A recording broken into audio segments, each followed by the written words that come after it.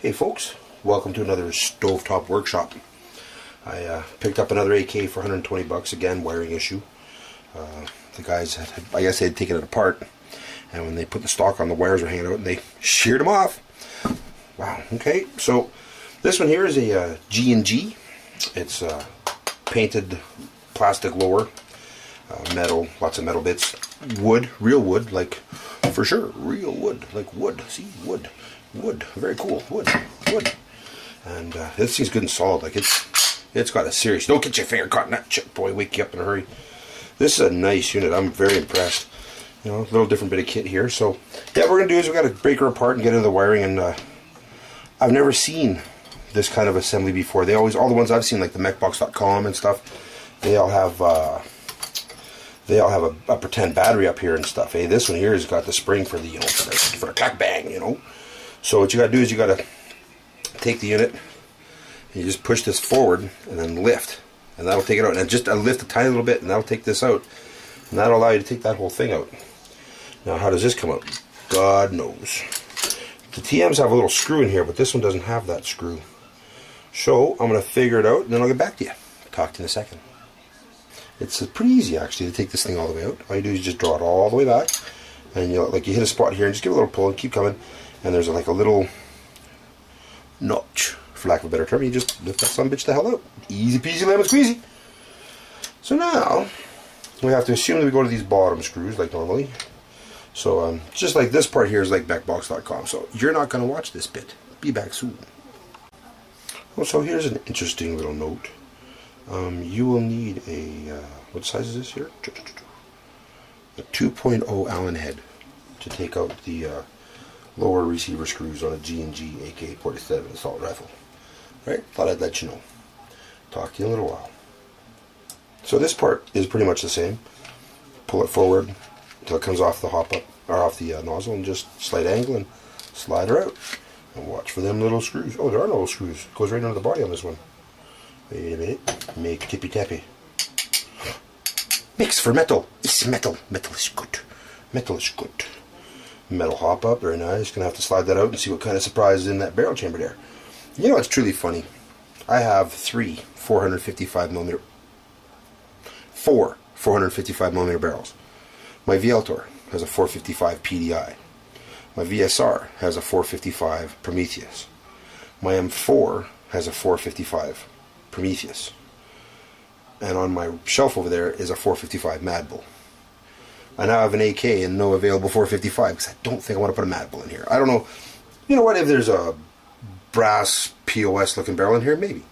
If it's anything that looks like quality, like the rest of this gun seems to be quality, you know, Mad Bull will stick on the shelf and be sold at swap meet. Yeah, you betcha. Anywho, so yeah, I'm going to continue to tear this thing apart, and I'll get to the wiring part and I'll show you that. Ciao for now. So I got it apart, folks, and while I'm taking it apart, I'm looking at stuff, and I'm going like, where the hell am I going to put my SMU? Because I plan on putting a simple Mosfet unit in here, maybe running a light bulb. Maybe. But I was trying to figure out, well, where the hell would I put it? And I was trying to think about it, and I went, well, I don't know where I'm going to put it. And then my brain went, hey, I could put it in the stock tank back here, because then it'll be hidden. And then I realized I have a full stock. Good God, sometimes it doesn't pay to be stupid. Talk to you soon. Alright, so yeah, I'm looking at the mech box and okay, got to replace that wire. That's pretty easy. This is pretty thin stuff. I'm going to replace this with mil spec, so I'm going to rerun all this wire. I wasn't going to open the mech box. I wonder if I could look at that. By looking at it, I could probably cut those off, hit them with my soldering gun, pop those pieces off, and just go straight solder it directly. Solder it directly. Or actually, I could probably use one of these wires for the Mosfet unit. Just fire it straight into the back, because one's got to go to the trigger. Saves me a little bit of soldering, and the Mosfet wire doesn't have to be a high gain wire. It doesn't do anything. It's just a soft power wire, soft data wire sort of thing, for lack of a better term. Cool. Unsolder from there. Go to box. Unsolder from there. Go to box. Unsolder from there. Go to box. 3 wires going to the back, and one goes to the positive on the Mosfet. I think one goes to the battery, and then one goes to the trigger system on the Mosfet. It'll be pretty easy peasy. I don't mind telling you. So yeah, and then I took the barrel assembly out, and metal hop up, gee, nice. It had a green hop-up, obviously stock. So I'm going to just naturally assume it's a stock G&P barrel. I don't know what their quality's like. This thing's filthy, but I don't know what their quality is like. Hey folks, so we got her not put together. It's just I got the I use the handle to hold the wires together. I got it all set up here. So let's see. This would probably be what, semi-automatic here. Oop.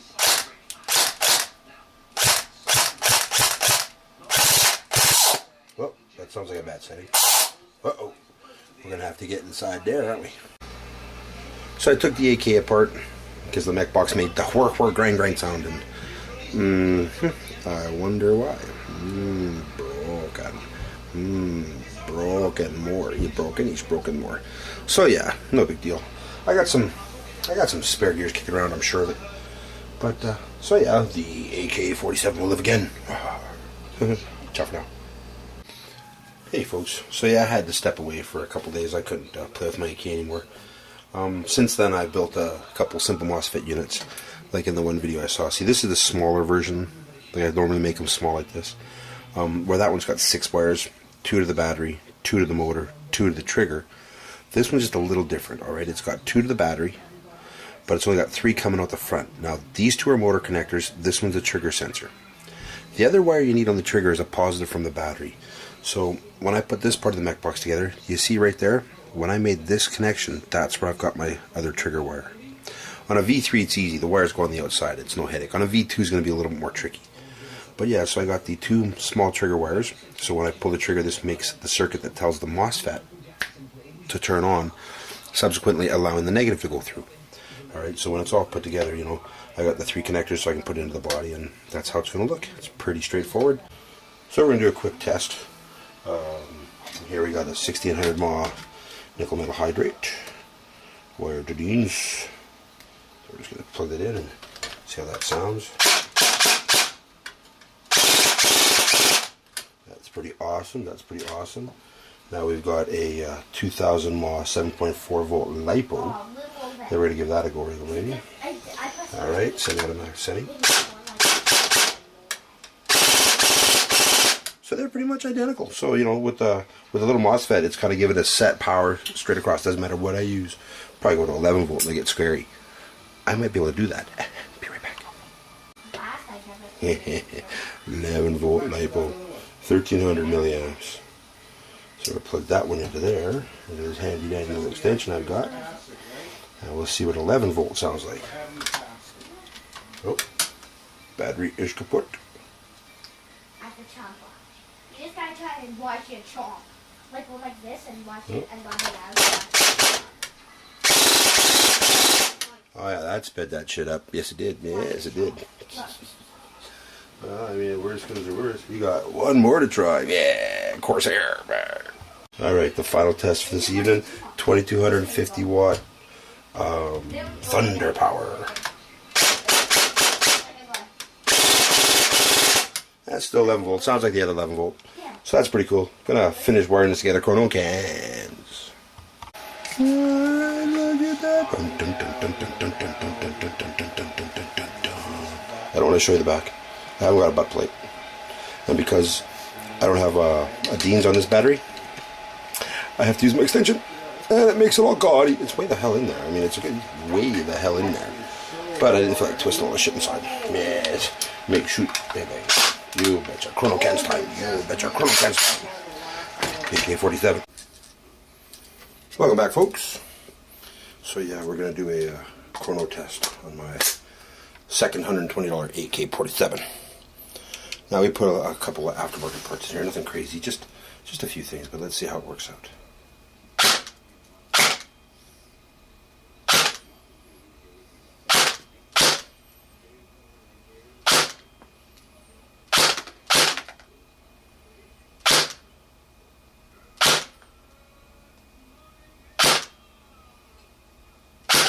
A little sporadic.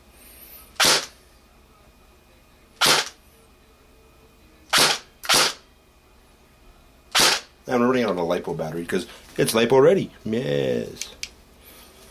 But it's only a 7.4. I have an 11 too, so I'm going to test that for speed in a minute.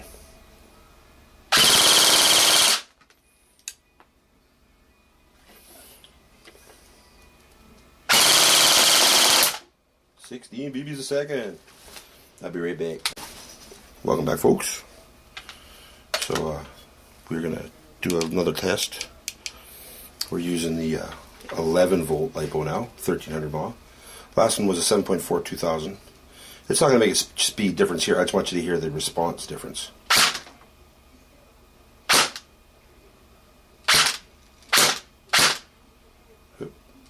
Bang one off the inside. Alright, so let's see what full auto mode is with 11 volt battery. Man.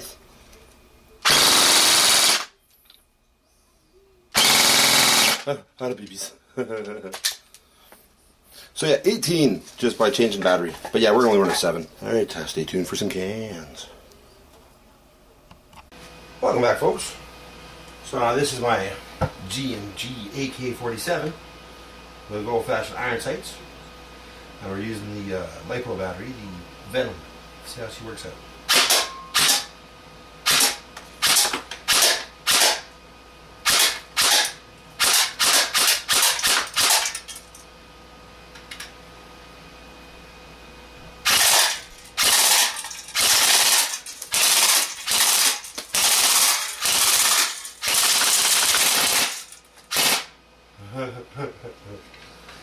Yeah, that works just fine, just fine. I can't wait to put that metal body on.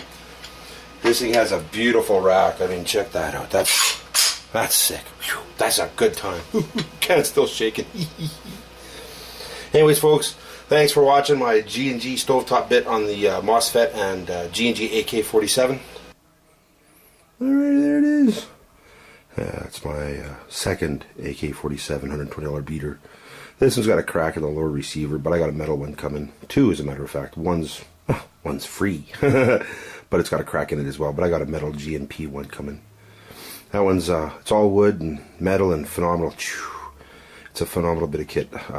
Thanks for watching the Stovetop Workshop, the G&G AK-47 $120 beater. Play hard, play fast, play safe.